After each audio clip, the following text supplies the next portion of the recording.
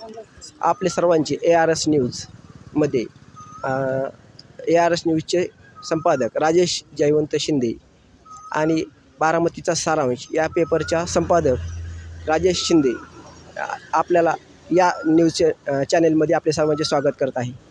आज आपण बारामती तहसील कचेरीमध्ये आवारात आलो असून येथे साखळी उपोषण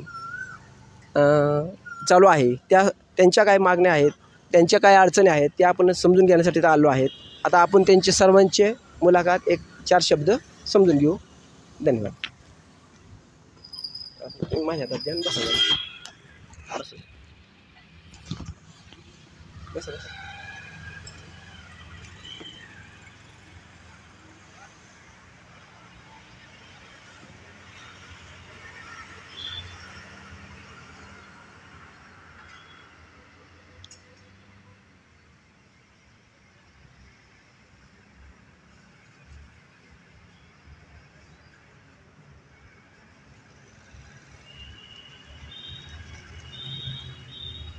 मेंबर नमस्कार। नमस्कार। आपण इथं साखळी उपोषणासाठी बसले आहोत, तर तुमचं बीच वाक्य काय आणि तुमचा उद्देश काय या साखळी उपोषणामध्ये बसण्याचा? आजचं जे साखळी उपोषण आहे हे बारामतीमधील जे पतविक्रेते आहेत, जे गोरगरीब आपल्या दोन वेळेच्या पोटाची सोय करण्यासाठी व्यवसाय करून जगतात, ह्या लोकांसाठी हे आमचा साखळी उपोषण आहे। म्हणजे जगण्याचा अधिकार भारतीय संविधानाने दिला आहे आणि इथल्या राज्यकर्त्यांनी तो हिरावून घेण्याचा प्रयत्न या ठिकाणी चालला आहे, त्याला आमचा विरोध आहे। बारामतीमध्ये म्हणजे एक नवीनच त्यांची आता एवढ्यातच नियुक्ती झाली आहे। मुख्याधिकारी पंकज भुसे हे आल्यापासून फक्त पथविक्रेत्यांच्याच पाठीमागे लागलेत। म्हणजे आले की पथविक्रेत्यांचं जे त्यांनी सपाटा लावला आहे, फिरत्यांना बी सोडाना, स्थायिक लोकांना पण सोडाना। जे फिरते व्यवसाय असतात त्यांना फिरून व्यवसाय करण्याचा अधिकार आहे, स्थायिकवाल्यांना स्थायिक आहे, त्यांच्यासाठी पथविक्रेता अधिनियम आहे। त्याच्यामध्ये बारामती नगर परिषदची समिती झाली आहे, ज्या समितीला राज्यपालांची संमती आहे, त्यांच्याकडून त्यांची संमती मिळालेली आहे, त्याचा राजपत्रित आदेश आहे।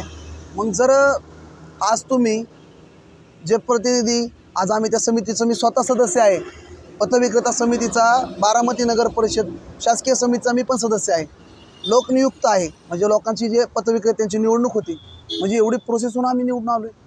परंतु फक्त कुठंतरी अट्टहास म्हणतात ना एक प्रकारचा, की माझ्या इगोची आड काय नाही, अशी एक परिस्थिती झाली आहे बारामतीची, की मला एखादी गोष्ट नको आहे तर नकोच आहे। मग ती राबवताना प्रशासनाचा वापर, बळाचा वापर, पोलिसांचा वापर आणि गरिबांच्या पोटावर पाय देण्याचं काम बारामतीत चाललेलं आहे। ह्याच्या विरोधात आम्ही बसलेलो आहे या ठिकाणी उपोषणाला। तर साहेबांनी तुमच्यावर नक्की कशा प्रकारे ॲक्शन घेतली? जे मुख्याधिकारी आहेत बारामतीचे, त्यांनी कालपासून 6 महिने झाले चालूच आहे। MIDC रोडचे टप्प्याटप्प्याने त्यांनी लोकांना उठवलं, त्याच्यानंतर ते फिरते गाडे पण रोडला येऊ दे नाहीत। त्याच्या जे लोक रस्त्याला फुटपाथच्या बाजूला व्यवसाय करतोय गाडी लावून, हातगाडी लावून, ते हातगाडी लावू देत नाहीत। काल बारामती शहरामध्ये, संपूर्णच बारामती शहरामध्ये यांनी कारवाई, काल वटपौर्णिमेचा सण असताना देखील कारवाई केली। आम्ही सुद्धा विनंती केली होती की कारवाई अशी करू नका, एक दिवस कुठंतरी व्यवसायाचा दिवस आहे, तुम्ही कारवाई करून ह्या लोकांच्या पोटावर पाय देऊ नका। काल लोकांनी जे आंबे असतील किंवा इतर साहित्य खरेदी केलं होतं कालच्या सणासाठी, अक्षरशः त्या लोकांचं जे भांडवल आहे ते गुंतून पडलं, नुकसान झालं, याला जबाबदार कोण? कुठंतरी मानसिकता बी जीवनात असली पाहिजे। रस्त्याला अडचण होत असेल तर आमच्यासारखी लोक आहेत, आम्ही त्यांना स्वतः म्हणत होतो की समितीसोबत येईल, जिथं अडथळा असेल तिथं आम्ही त्या पथविक्रेत्यांना समजावून सांगून पाठीमागे सरकार सांगू, पण त्यांची एकच भूमिका आहे, पथविक्रेत्यांना सांगा घरी जा। मग घरी जातं जेवायचं, खायचं काय त्यांनी? त्याचा प्रपंच हा त्याच्या व्यवसायावरती असतो। ह्या वेळेस तुम्हाला पगार चालू आहे, आज तुम्हाला महिना शासनाकडून 85,000 पगार मिळतो। शासन म्हणजे इथले राजकीय जे पुढारी आहेत हे काय त्यांची प्रॉपर्टी विकून तुम्हाला पगार देत नाहीत। तुम्हाला पगार ही आम्ही जी जनता आहे यांच्या टॅक्समधून मिळतो, ह्याचं तरी कमीत कमी भान राखा। जर तुम्हाला मानवता जर नसेल, आजकाल व्यवसाय होता, अहो एवढीच काय कारवाईची गडबड होती तिथनं? म्हणजे कोणची रॅली जाणार होती का काय? का कुठला उद्या काल नियोजित दौरा होता? 50 वर्ष लोक व्यवसाय करतात। मला तर काय लोकांचं, साहेब आम्ही 3 पिढ्या आम्ही व्यवसाय केला, तिथं 3 पिढ्या व्यवसाय करताना त्यांना काल कळलं आपण अतिक्रमणात व्यवसाय करतोय।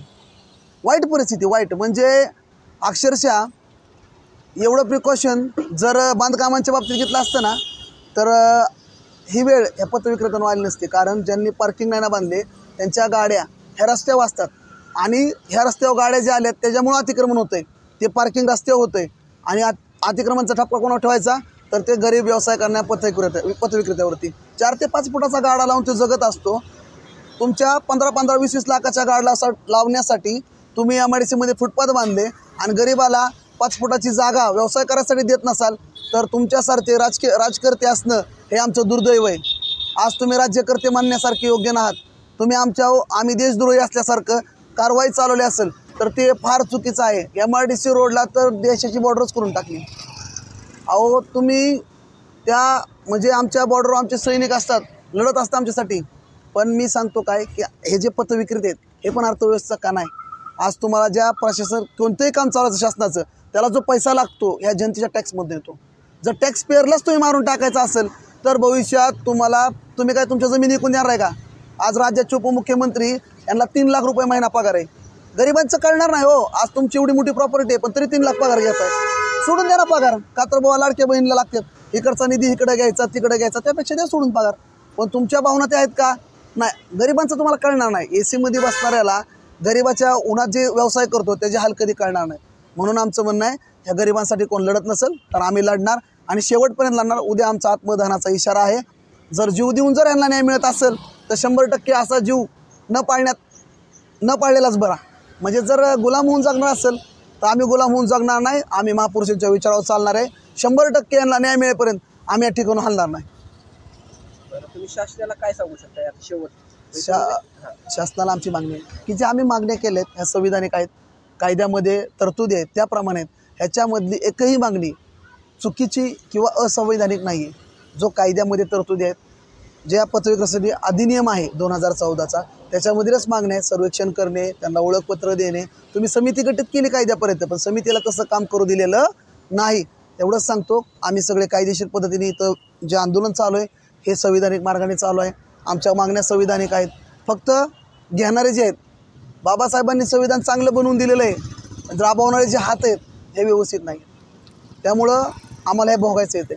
त्यामुळं माझं लोकांना बी विनंती आहे की आजचंच फक्त बघू नका. येत्या काळात ह्या राज्यकर्त्यांच्या हातात सत्ता देत असताना चांगल्या लोकांच्या द्या. जेणेकरून एवढं चांगलं संविधान तुमच्याकडे आहे त्याचा तुम्हाला मूलभूत अधिकार, तुमचे हक्क तुम्हाला थेट मिळतील एवढीच विनंती करतो. आणि या लोकांसाठी आम्ही इथून पुढे भारतीय युवा पॅंथर संघटनेच्या माध्यमातून लढा देणार आहे. जय हिंद, जय महाराष्ट्र. तुम्ही अजितदादांना काय ह्याच्यामध्ये काय सांगायचं अजितदादा? अजितदादांना विनंती आहे की तुम्ही राज्याचे उपमुख्यमंत्री आहात. बारामतीने तुम्हाला 9 वेळा निवडून दिलं आणि तुम्ही अनेक वेळा भाषणात सांगितलं की 1.5 लाखाच्या लीडने मला दिलं. जर असं झालं, जर गरिबांच्या पोटावर पाहायला यांचं कुटुंब त्यांच्यावर अवलंबून आहे, 1.5 लाखाचं लीड आपलं कमी होईल. अशा पद्धतीने जर असले अधिकारी आणले तर कुठंतरी मानसिकता ठेवली पाहिजे. मानवता हा विषय आहे, कुठंतरी मानवता. दादांना विनंती आहे, गरिबांना जगू द्या. तुम्हाला झाडं लावायच्या झाडं लावा, तुम्हाला फुटपाथ बांधायचा फुटपाथ बांधा. काय म्हणतात बारामतीचं पार लंडन करा, परंतु या लंडनमध्ये कुठंतरी आम्हाला जगण्याचं साधन द्या. एवढीच आमची विनंती आहे. आत्मदहनाचा इशारा तुम्ही देताय, काय तुमचं म्हणणं? हे किती दिवस चालेल आणि तुमचं आत्मदहनाचा विषय आमचा फिक्स झालेला आहे काय? आम्ही प्रशासनाला कळवलं आहे. प्रशासनाने आमची दखल घेतली, आमची मागणी पूर्ण केली तर आम्हाला वाटत नाही की आत्मदहन करावं. कारण आम्ही आज आमचं कष्ट करून जगत असताना आम्ही चोरी करत नाही ना कोणत्या चुकीच्या पद्धतीचा वापर करून आम्ही जगत आहे. तर आमचं आत्मदहन व्हावंच ही प्रशासनाची इच्छा नसावी ही आमची म्हणणं आहे. आणि आम्हाला आधीच न्याय द्यावा साखळी उपोषणातच, हीच आमची भावना आहे. अजून कोण बोलणार?